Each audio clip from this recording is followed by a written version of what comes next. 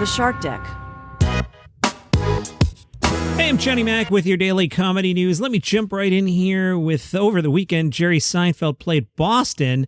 At the end of his set, he does Q&As, and Jerry said, "We've hit it off so well, and human connection is the object of this entire thing that we're doing here tonight. This would be the moment in the evening when I can answer a question or two about any subject that you would like." Someone in the audience asked Jerry if he liked the ending of the Seinfeld show. Jerry said, "Well, I have a little secret for you about the ending, but I can't really tell it because it's a secret. Here's what I'll tell you, okay? But you can't tell anybody. Something is going to happen that has to do with that ending. Hasn't happened yet. And just what you were thinking about, Larry and I have also been thinking about. So you'll see." Very interesting. What could that mean? Jerry also said, "My favorite episode, I enjoyed the ones that I was in. I felt it served a good purpose there as kind of the hub of a wheel as the eccentric characters would do crazy things around me." Some stuff from last week's late night shows that I like. Seth Meyers said, in a new interview, Republican Senator Mark Wayne Mullen criticized Florida Congressman Matt Gaetz and said that Gaetz had bragged that he would crush erectile dysfunction medicine and chase it with an energy drink so he could go all night. And he added that sometimes Gaetz would even have a woman with him. Kimmel, wow, they're feeding on themselves. It's like Alien versus Sexual Predator. Seth again, not only does Matt Gaetz definitely look like the spokesman for an ED medicine-infused energy drink, his name even has a Z that you know's on the can. Stephen Colbert was talking about the idea of Donald Trump being drafted as Speaker of the House, and he joked, "Don't worry, there's no way he can be drafted. He's got the bone spurs." Bill Maher went after Hasah Minhaj. Bill said, "The stories Mr. Minhaj tells in his act to elicit sympathy for himself as a Muslim and a person of color are completely made up." Bill then listed the stories that Hassan has exaggerated on stage and added, "If you want to speak truth to power, I'm going to go out on a limb here and say you have to include the truth part." Because he's done this before with me, accusing me of saying Muslims should be put in internment camps, something I've never come close to thinking, let alone saying. He then compared Hassan Minhaj to Donald Trump, saying, "How's it different than this guy?" And he threw it to the clip of Trump claiming to have seen thousands of people cheering in New Jersey on 9/11. Bill said, "I think the younger generations have a real problem with wanting to build their identity around being a victim. They want to have racism to fight, not fight racism. Have racism to fight so badly that when it's not there, they make it up. And there's enough real racism in the world that making up more doesn't help." According to Maher, Minhaj seems to literally feel cheated by progress, the progress that has denied him any good stories about being oppressed by the man. "Dude, America's far from the worst. You're a Muslim married to a Hindu. If you were living in India, she'd have to murder you."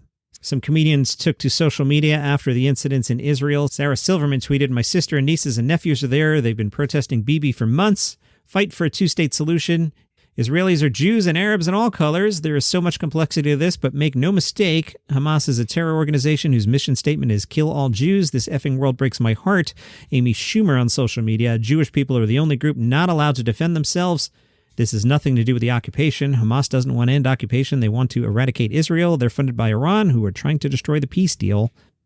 The Gazette Extra caught Dave Chappelle's show in Chicago, and they wrote, "The new tour is called It's a Celebration, and there's a DJ to hype up the audience.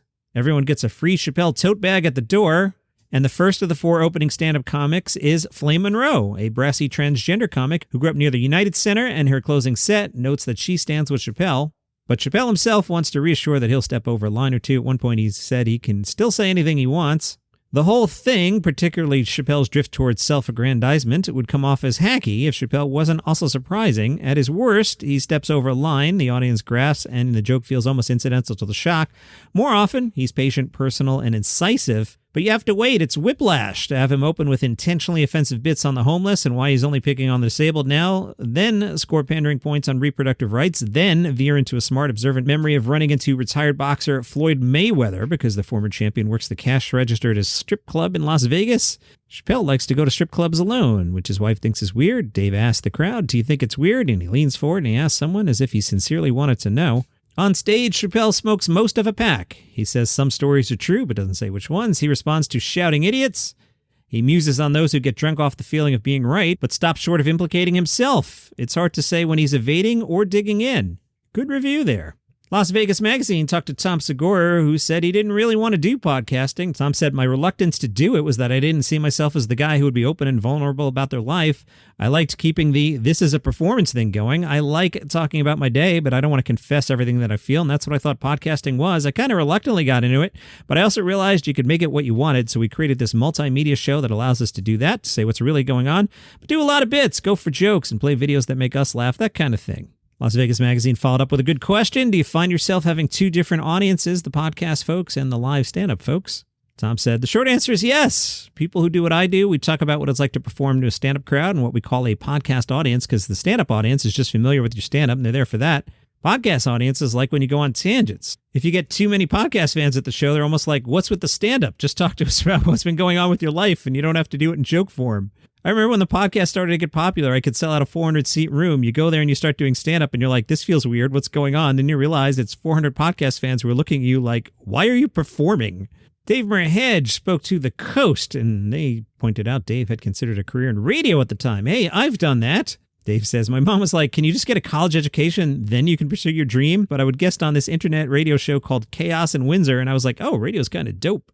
The Coast asked Dave if he enjoys crowd work as a comedian. Gary Goldman's not going to like this answer. I love it. I love building scenarios, fake scenarios from the crowd. When I started as a comic, of course, you befriend other comedians. And I remember one told me, man, usually a comedian will improvise, and if it isn't working, they'll go to their material. But with me, I do my material, and that would bomb, and I'd feel more comfortable improvising. It wasn't that I wasn't good at it or anything. I just felt like when I was improvising, I was being more myself because my material at the time just wasn't that good. Some podcasts that are out that I haven't heard yet. Jimmy Carr, one of my favorites, is the guest on Joe Rogan. It's so annoying that Rogan's only on Spotify. I use Pocket Cast for my podcast app, and then like every, 3 weeks, I remember that Rogan exists, and I go in and I'm like, oh, there's like 14 hours of Rogan I need to catch up on.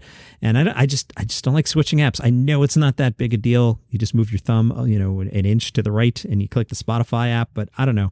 I like having my little playlist, and just the next thing comes on. One of the next things that could come on, Tom Papa, is on Mark Maron. On Thursday, I see Maron has Arnold Schwarzenegger. Schwarzenegger's making the rounds. He's also on Monday's Conan episode. Bangladesh-born podcaster Shafi Hossein, also a comedian, will be at Helium Comedy Club tonight and caught up with Metro Philly.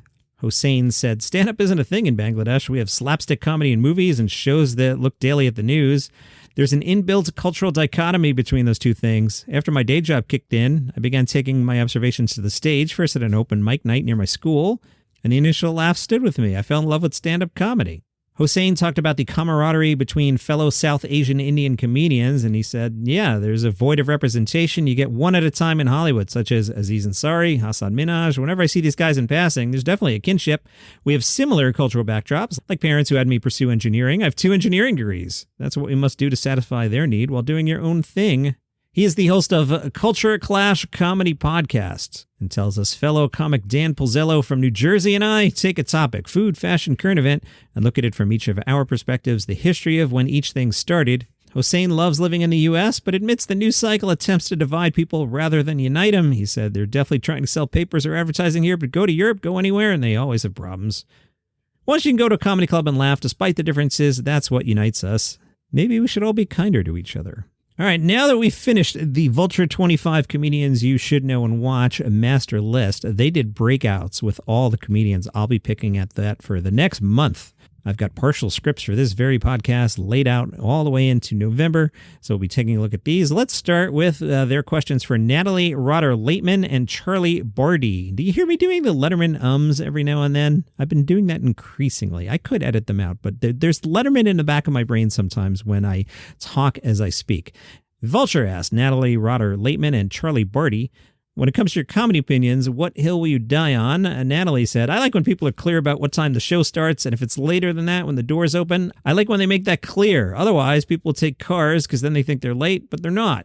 Charlie said, don't yell at the audience if they don't laugh at your jokes. I hate when you're at a show and the comic makes a joke about like their mom and the audience doesn't laugh. The comic's like, oh, so you don't like jokes about moms? And it's like, no, we just didn't like that one. Best comedy advice, worst comedy advice, Charlie said. Worst advice is that to be successful, I had to do at least 3 open mics a night. I'm sure that could have helped my stand-up, but it would have been so bad for my life, and that is seriously important. Frasier is back on the 12th. It's getting really good reviews. I'll talk about that on Thursday. James Burrows was one of the directors of Cheers, Will and Grace, Friends, and even a new Frasier episode. He's worried about the future of the sitcom. He told the AV Club, when I started out in the 70s, there were 3 networks and 30 great comedy writers. Now we have 500 networks and 30 great comedy writers. The product's not going to be as good. It's unfortunate, but anybody with an iPhone can make a show, and that's what we're dealing with now. I don't know if sitcoms are ever going to be back. I really don't. Burroughs directs the first 2 episodes of New Frasier and says he had nothing to do with the writing of the pilot and he was just handed a script. And added, when Kelsey calls, you say yes. How about a Deion Sanders-based sitcom? Sure, why not? Deion Sanders, Coach Prime to you. He's working with Kevin Hart. Kevin Hart hadn't announced a new business in 3-4 hours, and sure, here's another one. Untitled Deion Sanders-based comedy will follow a Pro Football Hall of Famer turned rookie head coach as he struggles his celebrity status and soaring personal brand while aiming to secure his legacy with a championship. It's described as Entourage meets the gridiron. That's your comedy news for today. Follow the show for free on Apple Podcasts, Spotify, YouTube, wherever you get your shows. And if you like the show, tell a friend about it. And I'll see you tomorrow.